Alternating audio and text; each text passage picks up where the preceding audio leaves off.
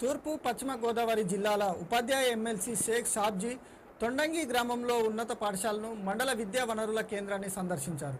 ఈ సందర్భంగా మీడియాతో మాట్లాడుతూ ప్రభుత్వం ప్రకటించిన రివర్స్ పీఆర్సీ జీవోలను వెంటనే రద్దు చేయాలని, జనవరి నెలకు 5 డిఏలతో కూడిన పాత జీతాలను చెల్లించాలని కోరారు.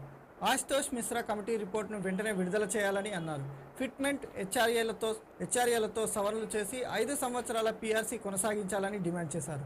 లేని పక్షంలో 6వ తేదీ అర్ధరాత్రి నుంచి జేఏసీ పిలుపు మేరకు జరిగే సమ్మెకు పూర్తి మద్దతు తెలియజేస్తూ కార్యాచరణను మరింత ముందుకు తీసుకెళ్తామని ప్రభుత్వాన్ని హెచ్చరించారు.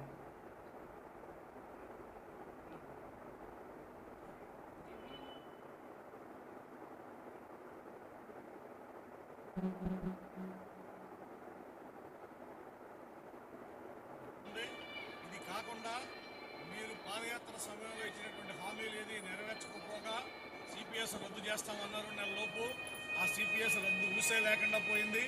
కాంట్రాక్ట్ అవుట్ సోర్సింగ్ ఉద్యోగం రెగ్యులర్ చేస్తామన్నారు. ఆ రెగ్యులరేషన్ ఊసే లేకుండా పోయింది. 1% కూడా తగ్గించడానికి వీల్లేదని, క్వాంటమ్ ఆఫ్ పెన్షన్ ఏదైతే 70 ఏళ్ళు దాటినట్టు వాడు 10%, 75 సంవత్సరాలు దాటిన వాళ్ళకి 15% యాజ్ ఇట్ ఈజ్గా కొనసాగించాలని, ఈ డిమాండ్ల సాధన కోసం జరుగుతున్నటువంటి పోరాటానికి పీడీఎఫ్ ఎమ్మెల్సీలుగా మీ సంపూర్ణ మద్దతు ప్రకటిస్తూ ఉన్నాం. రాబోయేటువంటి 6వ తేదీ అర్ధరాత్రి నుంచి జరిగే సమ్మెకి సైతం మేము మద్దతు పలుకుతూ ఉన్నాం.